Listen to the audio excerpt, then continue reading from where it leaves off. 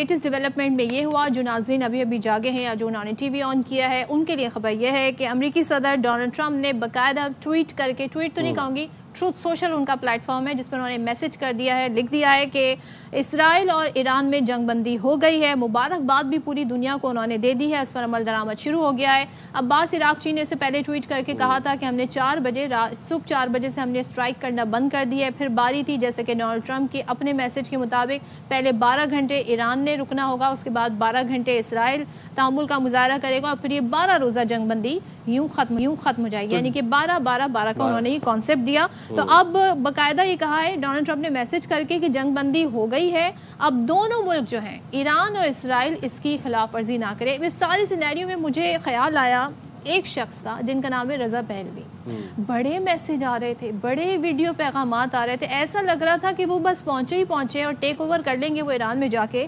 सो किसी ने बड़े मज़े का उनके बारे में तबसरा किया है कि वो रेलिवेंट रहने की बहुत कोशिश कर रहे थे, लेकिन ऐसा लग रहा है जैसे कोई शख्स जो है वो विंडो 95 इंस्टॉल करने की कोशिश करे, यानी उन्होंने अपने आप को इस तरह इंस्टॉल करने की कोशिश की जिसमें वो नाकाम हो गए। और फिर उसके बाद अब जो रिसेंट डोनाल्ड ट्रंप का मैसेज है, उन्होंने ये कहा कि cease fire is now in effect, please do not violate it. Qamar Cheema साहब हमारे साथ मौजूद हैं, इस हवाले से उनसे बात भी कर रहे थे। डॉक्टर कमर चीमा साहब, अब से कुछ देर पहले तक हमें ये लग रहा था कि डोनाल्ड ट्रंप ने जो सीज़ फायर का ऐलान किया है वो किस तरफ जाएगा, उसके ऊपर अमल होगा नहीं होगा, कैसे होगा। अब हम ये देख रहे हैं कि इसराइल की तरफ से भी ऐलान कर दिया गया है कि जंगबंदी का बाकायदा आगाज़ किया जा रहा है। अब्बास इराक़ची ने 4 बजे से ही ये ऐलान कर दिया था कि हम दोबारा इसराइल के ऊपर स्ट्राइक नहीं करेंगे। आप क्या देख रहे हैं, ये चीज़ एस्केलेट हो गई? आपके इनिशियल रिमार्क्स लेना चाहूँगा मैं इसके ऊपर। जी बहुत शुक्रिया।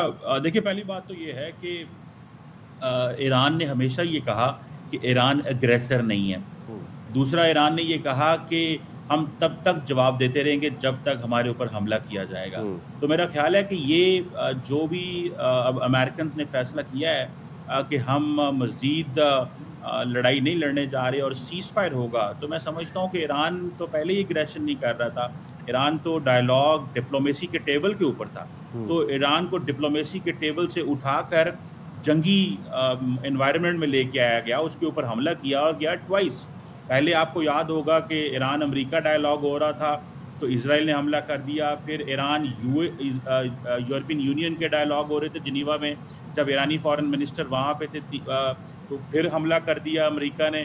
तो मेरा ख्याल है कि ईरान जो है वो हमेशा डिप्लोमेसी और टेबल टॉक के ऊपर को अहमियत देता रहा है, लेकिन इस दफ़ा जो रास्ता अमेरिका और इजराइल ने चुना वो डिप्लोमेसी नहीं था, वो जंग था। लेकिन ईरान फिर भी बैठने को तैयार है और डॉक्टर कमर चीमा साहब, इस पे मैं आपका तबसरा चाहूंगी, क्या वापसी दोबारा टेबल पर बैठेगा ईरान, और बैठेगा तो अब क्या शराइत होंगी? क्योंकि बीच में बहुत सारे बयानात भी आए आला सतह से ईरान की तरफ से कि अब हम NPT से निकल गए, अब हम इंस्पेक्शन की इजाज़त नहीं देंगे, अब हम जो दिल चाहेगा करेंगे, जैसे कि इसराइल को अलाउ है। अब क्या टर्म्स एंड कंडीशन होंगे, अब रूल्स ऑफ बिजनेस क्या होगा, रूल्स ऑफ गेम्स क्या हो गया? देखिए, इसमें सिंपल सी बात यह है कि ईरान के पास बहुत अच्छा एक जो मौका आ गया। वो मौका ये आया है कि Iran internationally already international atomic energy agency जो है IEA के सेफ गार्ड्स के तहत अपने न्यूक्लियर प्रोग्राम को चला रहा था। और ईरान के बारे में IEA ने कहा था कि वो किसी किस्म की न्यूक्लियर वेपन्स बनाने की तरफ नहीं जा रहा, जो IEA के पास इंफॉर्मेशन है। और ये IEA के चीफ ने अभी रिसेंटली ये बात की है, ये 4-6 दिन पहले। सो सवाल ये पैदा होता है कि ईरान IEA का मेंबर भी हो, उसके न्यूक्लियर प्रोग्राम जो है वो IEA के नीचे काम कर रहा हो, IEA के सेफ गार्ड्स के नीचे काम कर रहा हो, Iran nuclear non proliferation treaty का भी मेंबर हो, और इवन देन उसके ऊपर हमला कर दिया जाए। और जो ईरान को पीसफुल जो यूज़ ऑफ टेक्नोलॉजी है उसका भी हक हो, लेकिन फिर भी हमला कर दिया जाए, तो जारी बात है अब ईरान की ये लीडरशिप को सोचना है कि किस तरह इंटरनेशनल लॉ को, इंटरनेशनल रूल्स बेस्ड ऑर्डर को अंडरमाइन किया गया है।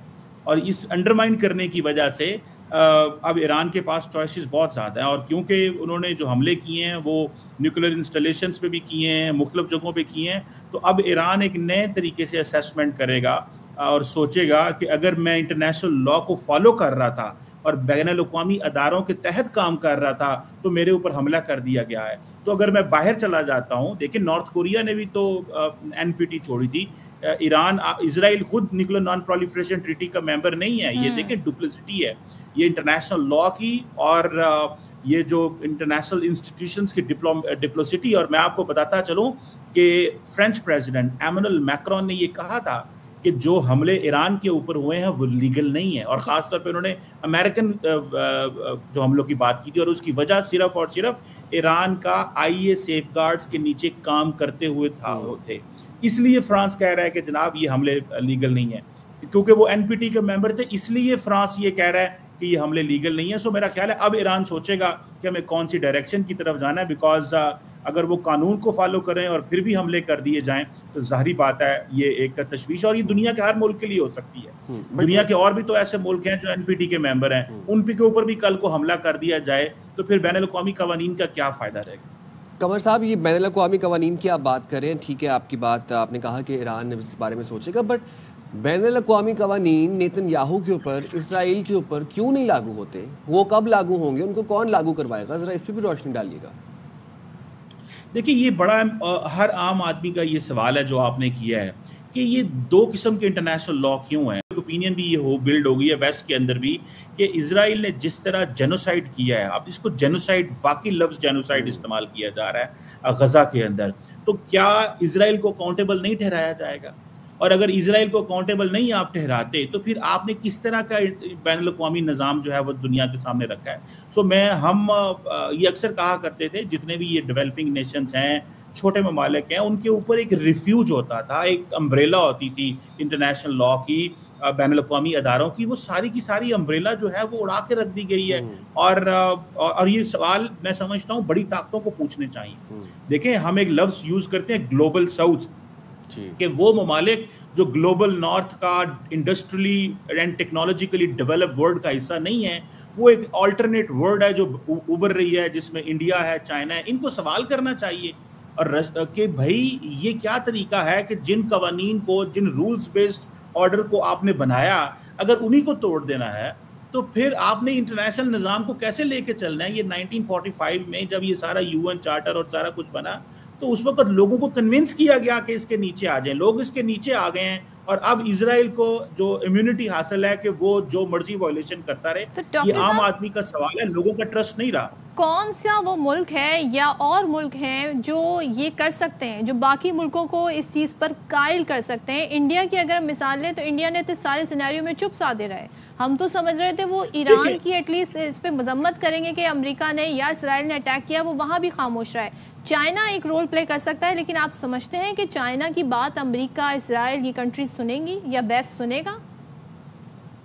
देखिए, इंडिया तो जिस तरह आपने नाम लिया बहुत बुरी तरह एक्सपोज हुआ है। इंडिया सो कॉल्ड कहता है जी हम ग्लोबल साउथ को चलाना चाहते हैं, लेकिन इंडिया एक्सपोज इसलिए हुआ है कि देखिए, इंडिया ने इजरायली हमलों को कंडेम नहीं किया और फोन किया है कि जी हमें आपके ऊपर अफसोस है। जो जिसने कत्ल किया है उसको नहीं कह रहा कि तुम गलत हो, लेकिन जो मकतूल है उसको कह रहा है मुझे तुम्हारे साथ अफसोस है। इंडिया तो बहुत बुरी तरह इस पे एक्सपोज हुआ है, जो आप बात कह रही थी। और पता चल गया इंडियंस की जो फॉरेन पॉलिसी की हम बात किया करते थे, उन्होंने बता दिया कि वो इजराइल के साथ खड़े हुए हैं, वो ईरान के साथ नहीं खड़े हुए। और हमारे दोस्त जो ईरान के अंदर हैं उन्होंने इस चीज़ को बहुत गौर से देखा होगा इस सारे प्रोसेस के अंदर, जिस तरह पाकिस्तान उनके साथ खड़ा रहा। ये पाकिस्तान ही है जो यूएन सिक्योरिटी काउंसिल के अंदर ईरान का केस लड़ रहा है। और ये देखें, ये पाकिस्तान, रशिया, चाइना, इन ममालिक को चाहिए कि एटलीस्ट बैनुल-अक़वामी अदारों की जो एफिकेसी है, उनकी जो क्रेडिबिलिटी है उसको बहाल किया जाए और एटलीस्ट ये सवाल उठाया जाए। ये सवाल यूनिवर्सिटियों में, टेलीविजन में तो हम ज़रूर उठाते हैं, लेकिन जब तक ये ग्लोबल डिप्लोमेटिक पावरफुल टेबल्स के ऊपर आप ये सवाल नहीं उठाएंगे, तब तक मैं नहीं समझता। और यहाँ पे अपनी जो ग्रेट पावर्स हैं उन्हें अपने कंफर्ट जोन से भी बाहर निकल के बात करनी पड़ेगी।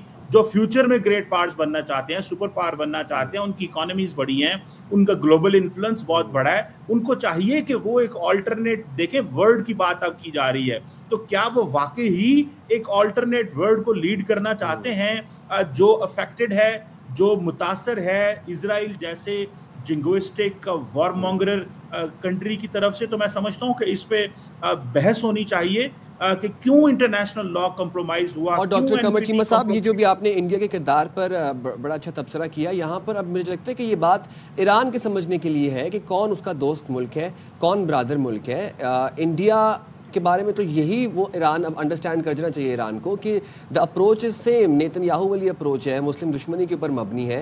एंड जस्ट बिकॉज थोड़ी बहुत फाइनेंशियल इन्वेस्टमेंट है चाबहार पोर्ट के अंदर इंडिया की, इसका मतलब ये नहीं है कि इंडिया उनके हक में है। देखिए, इंडिया का तो डबल फेस मैंने आपको बताया ना सामने आया है। ये इंतहाई डबल फेस सामने आया है कि देखें, आप ईरान के पास जाते हैं और कहते हैं कि जनाब, जिस तरह आप साइम साहब बात कर रहे हैं कि जनाब चाबहार पोर्ट को बहाल करते हैं और यहाँ पे एक्टिविटी शुरू होंगी, ठीक है, करें, आप इंडिपेंडेंट सॉवरन मुल्क हैं। लेकिन सवाल ये है कि आपने ईरान के साथ किया क्या है जी? आप ईरान के साथ कहाँ पे खड़े हुए हैं? आपने ईरान को कौन सी सफारती मदद दी है? आपने कंसर्न का इजहार किया, उनकी टॉप मिलिट्री लीडरशिप जो है इजराइल ने एलिमिनेट कर दी है, आपसे अफसोस नहीं हुआ उनसे? और कल भी आप देखें, क्या मोदी साहब की डबल स्टैंडर्ड देखें कि कल आपने फोन, जब अमेरिका ने हमला किया, तो जब फ्रांस जैसा मुल्क ये कह रहा है कि गलत है, जो कि अमेरिका का इत्तेहादी है, लेकिन इंडिया नहीं कह सकता ये अल्फाज, तो नरेंद्र मोदी साहब फोन कर रहे हैं ईरान के सदर को। अमेरिका के सदर से भी तो आपके अच्छे ताल्लुकात हैं, आपकी उनको कहते कि आपने उनको कंडेम करते कि आपने ये क्यों किया। मैं समझता हूं कि इंडिया बहुत बुरी तरह एक्सपोज हुआ है इस सेंस में कि उसकी कोई फॉरेन पॉलिसी नहीं है, वो डरता है, वो और बिहाइंड द सीन गेम्स करने की कोशिश करता है, साजिशें करने की कोशिश करता है वो। क्योंकि देखिए, इंडिया का प्रॉब्लम यह है कि इस पूरे खित्ते के अंदर वो अपना जो एक इंटेलिजेंस नेटवर्क चलाना चाहता है डीप अपनी स्टेट के जरिए, वो यहाँ पे जो ट्रांसनेशनल रिप्रेशन जैसे टूल्स इस्तेमाल कर रहा है, वो इस खित्ते के अंदर बैठ के वो चाहता है कि हम पाकिस्तान को प्रॉक्सीज के जरिए डिस्टेबलाइज करें। तो वो बेसिकली उसका तरीकाकार ये है बिहाइंड द सीन काम करने का, प्रॉक्सीज के जरिए काम करने का, डीप स्टेट के जरिए काम करने का। वो state of the art diplomacy तो वो कर ही नहीं सकते, वो बोल ही नहीं सकते। 1.4 आप तो दुनिया, इंडिया के अंदर सवाल हो रहे हैं, 1.4 बिलियन की आप आबादी हैं, आपकी क्या डिप्लोमेटिक पोजीशन है? आप ईरान के सदर को फोन करते हैं, आप अमेरिका के बारे में एक लफ्ज नहीं बोल सकते। मैं समझता हूं कि पाकिस्तान की जो पॉलिटिकल क्लास है, पाकिस्तान की जो सारी की सारी स्ट्रेटेजिक कम्युनिटी है, उन्होंने इंतहाई बोल्ड मुनासिब फैसले किए, जहां पे हमने ईरान के हक में यूएन सिक्योरिटी काउंसिल में बात की और इंटरनेशनल लॉ को अपहोल्ड करने की बात की, बैनुल-अक़वामी norms, values, rules based international order को अपहोल्ड करने की बात की। और आज ईरान, इसीलिए तशक्कुर पाकिस्तान कहता है, दुनिया में मुसलमान, दुनिया में बहुत ममालिक हैं जिनके ईरान से बहुत अच्छे ताल्लुकात होंगे, लेकिन ईरान की पार्लियामेंट के अंदर सिर्फ तशक्कुर पाकिस्तान के नारे लगे हैं। मैं समझता हूँ इस पे पाकिस्तान की लीडरशिप को जितनी मुबारकबाद दी जाए, तमाम leadership, military and political leadership को, ऑपोजिशन को। बिल्कुल, अब ईरान की अगर हम बात करें तो आप, अब जाहिर है जिस तरीके से एक्सपोज हुआ इंटेलिजेंस नेटवर्क इंडिया का, अगर हम ये कहें कि मुसाद और रॉ जो है वो एक ही सिक्के के दो रुख हैं तो गलत ना होगा। जिस तरीके से वहाँ पर उनके पासदारान इनकलाब के रहनुमा, साइंटिस्ट, आर्मी चीफ को शहीद किया गया,